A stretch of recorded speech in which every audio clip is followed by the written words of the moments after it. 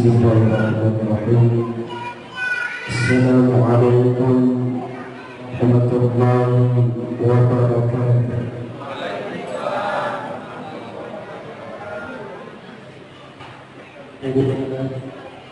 Alhamdulillah nahmaduhu wa nasta'inuhu wa nastaghfiruhu wa na'udzu billahi min shururi anfusina wa min sayyiati a'malina.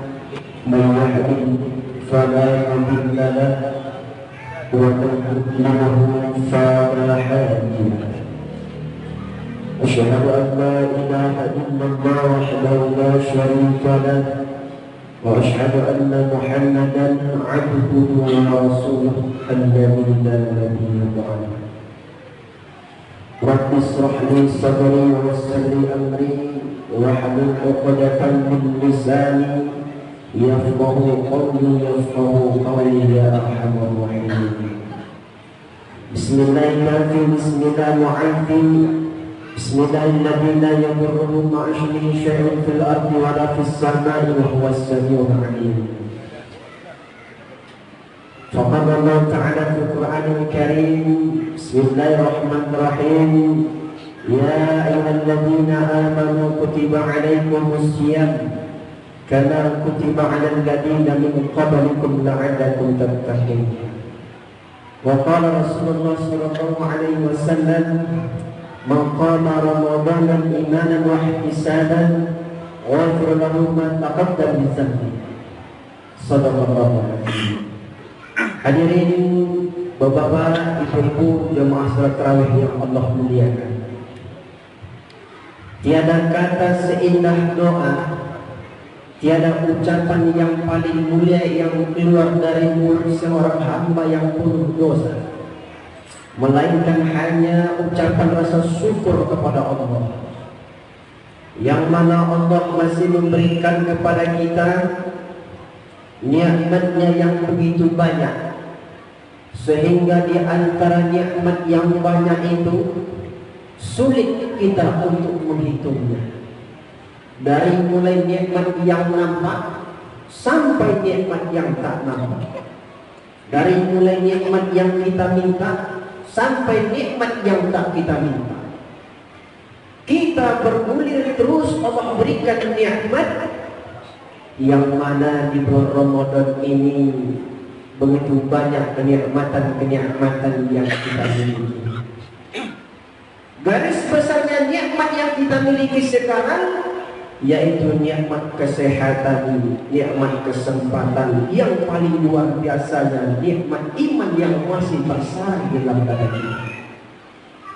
Bapak-bapak, ibu yang Allah muliakan, banyak di antara kita manusia yang Allah berikan nikmat sehat kepada dia, Allah berikan nikmat kuat kesempatan kepada dia, tetapi belum diberikan oleh Allah nikmat keimanan, maka beliau belum bisa berkumpul bersama kita di masjid.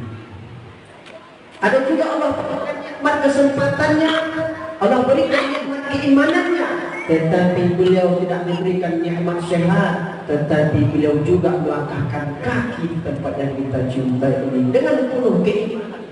Beliau rela berkorban menahankan sakit demi apa? Mencari ibadah kepada Allah Subhanahu wa taala. Berselawat kita kepada Nabi Muhammad sallallahu alaihi wasallam dengan ucapan Allahumma shalli ala sayyidina Muhammad wa ala ali sayyidina Muhammad. Mudah-mudahan suatu saat nanti, memang bukan sekarang ibu-ibu bapak, memang bukan sekarang kita butuhnya syafaat Nabi, tetapi suatu saat nanti akan datang masanya di hari yauma la yanfa'u malun wala banun illa man Allah bil qalbin salim. Tahu nanti ketika kapan kita butuhnya syafaat Nabi Muhammad ini? Disitulah nanti di hari tidak pernah lagi harta kita, jabatan kita, anak kita akan lari dari kita, istri kita pun akan lari dari kita, begitu juga suami akan lari daripada istrinya, mencari naungan masing-masing. Hanya Nabi Muhammad lah yang nanti yang bisa memberikan syafaat kepada kita. Maka daripada itu kita ucapkan Allahumma shalli ala sayyidina Muhammad wa ala ali sayyidina Muhammad. Mudah-mudahan kita nanti mendapatkan syafaatnya. Amin amin ya rabbal alamin. Yang saya muliakan selaku pengurus Masjid Darussalam Imam beserta jajarannya, yang saya muliakan juga kepada orang tua, tokoh masyarakat, alim ulama cerdik pandai, umumnya kepada bapak ibu-ibu jamaah salat tarawih yang Allah muliakan. Mohon izin kepada asatidz, di sini bukan maksud untuk menggurui orang tua. Telah disampaikan oleh protokol tadi bahwasanya saya masih muda dan masih belajar, jadi tak enak kita ini berceramah kepada orang tua kita sendiri. Jadi di sini kami cuma hanya mengingatkan, mungkin barangkali kita lupa. Saya teringat sebuah hadis yang diriwayatkan oleh Ka'ab bin Ujrah, yang mana ada 3 doa malaikat Jibril yang diaminkan Rasulullah Sallallahu Alaihi Wasallam. Ketika itu Rasulullah ingin naik di atas mimbar. Jadi mimbar itu ada 3 gundukan tangga. Ketika Rasulullah SAW ingin menaiki tangga yang pertama, Rasulullah mengucapkan amin. Kemudian Rasulullah menaiki tangga yang kedua, Rasulullah mengucapkan amin juga. Kemudian lagi Rasulullah menaiki tangga ketiga, anak tangga ketiga, Rasulullah mengucapkan amin juga. Jadi para sahabat di waktu itu heran. Lalu para sahabat bertanya kepada Rasulullah, "Ya Rasulullah, kenapa engkau mengatakan amin sampai 3 kali berturut-turut? Sebelumnya engkau belum mengatakan begitu ya Rasulullah." Apa jawab Rasulullah? "Wahai para sahabat, ketika saya tadi ingin menaiki mimbar, ingin menaiki tangga yang pertama, datang kepadaku malaikat Jibril alaihissalam dan meminta aminkan doanya yang 3. Ketika naik mimbar yang pertama, tangga yang pertama, apa katanya? Jangan terima amal ibadah pahala puasa hamba Allah bagi mempunyai orang tua tetapi dia durhaka terhadapnya. Apa kata Rasulullah? Amin. Itulah kata Rasulullah dalam doanya Jibril dan diaminkan oleh Rasulullah Sallallahu Alaihi Wasallam. Bu'dun man adraka Ramadan falam yaghfir lahu. Celakalah seseorang itu yang mendapati bulan Ramadan tetapi tidak diampuni dan dapat dosa-dosa ini. Tak diampuni dosa-dosanya Bapak Ibu. Celakalah bagi seseorang itu yang datang kepadanya bulan Ramadan. Kita tahu bulan Ramadan ini bulan penuh keampunan.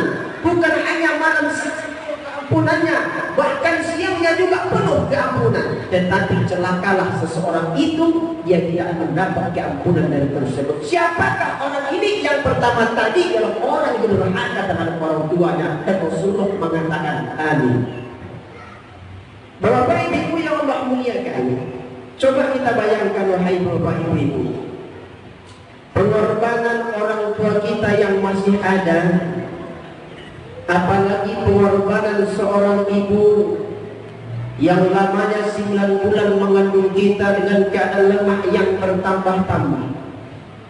Kemana saja dia menggendong kita dengan berat badan kita yang begitu berat di dalam perutnya.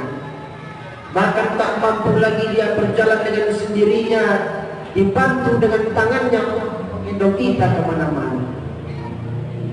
Malamnya tidurnya tak nyenyak, siangnya makannya pun tak enak.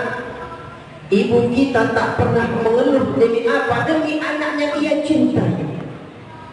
Ketika datang masanya kita ingin dilahirkan ke muka bumi Allah ini, ibu kita berwasiat kepada sang suaminya, "Wahai suamiku, apabila nanti akan datang masanya suatu dokter itu menyatakan kepada saya, apabila nanti salah satu di antara kami tidak bisa diselamatkan, maka pilihlah selamatkan anak kita ini. Biar saja saya yang mati demi anaknya tercinta." Seorang ibu berrela mengorbankan nyawanya. Apakah sampai di situ pengorbanan sang ibu? Tidak. Setelah kita dilahirkannya, bertaruh nyawa, bercucuran keringat, bersimbah darah, memandikan darah, tangis dia tak tertahankan lagi.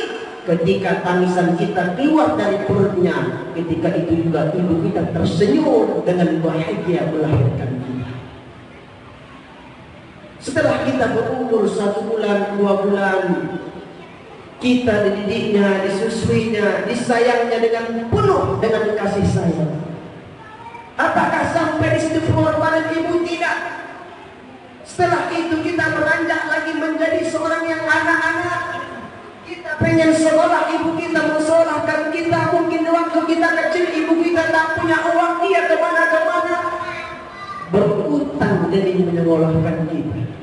Apakah ibu kita memberitahu kepada kita bahwasannya dia sudah berutang untuk mencukupi kebutuhan kita? Tidak. Ibu kita tahan. Kita pengen beli sepatu baru, ibu kita tak punya uang, dia rela berutang supaya kita tidak malu bersama teman-teman kita. Bahkan sudah banyak yang menjadi orang, dia lupa terhadap ibunya.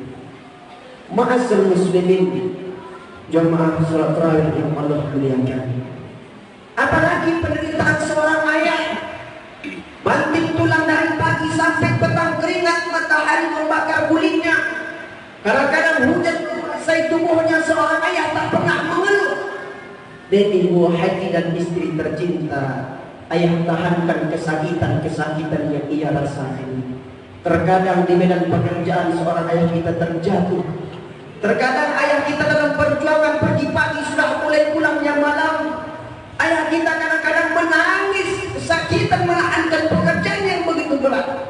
Bahkan ketika ayah kita sakit pun dia rela mengatakan sehat supaya diperangkat untuk bekerja dengan mencukupi kebutuhan kita. Kadang-kadang ayah kita punya masalah di luar, dia tidak mau cerita terhadap istrinya. Kadang-kadang ayah kita punya yang salah keluar, berantem, dicaci maki orang, ayah kita tak mau bercerita kepada kita. Ayah kita tak mau menambah beban pikiran kita. Biarlah ayah menahankan sendirinya. Begitulah pengorbanan ayah.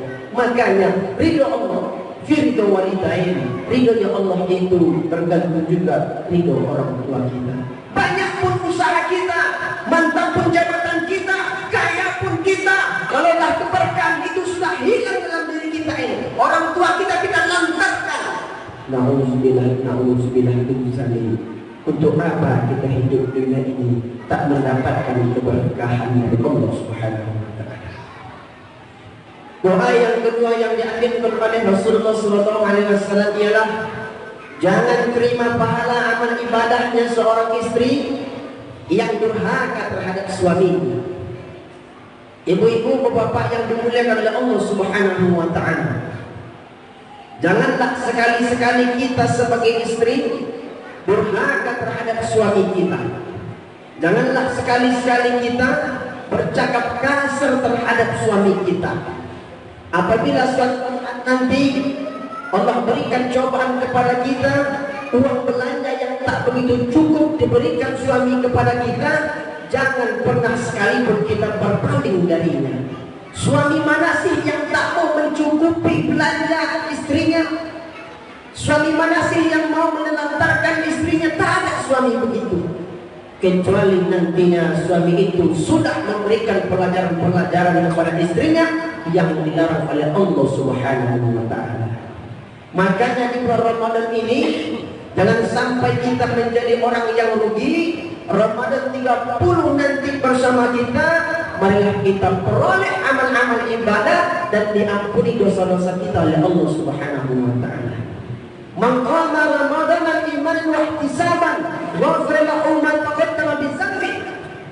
Barang siapa yang berdiri di tengah malamnya bulan Ramadan, berdiri di apa artinya salat tarawih, ruku, berdiri, sujud.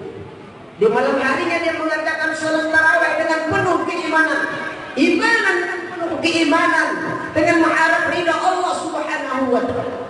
Kita datang ke masjid ini bukan karena apa ibu. Kita datang ke masjid ini bukan karena AC-nya yang bagus. Kita datang ke masjid ini bukan kenapa, bukan karena ustaznya kutubnya mantap. Kita datang ke masjid ini bukan imamnya yang begitu cepat membacanya. Kita datang ke masjid ini bukan takut nanti diomongin tetangga. Desa itu tak pernah datang ke masjid, tetapi kita datang ke masjid ini hanya mengharap ridho Allah Subhanahu wa taala. Maka Ramadan dan iman yang penuh keimanan wahdi sabar.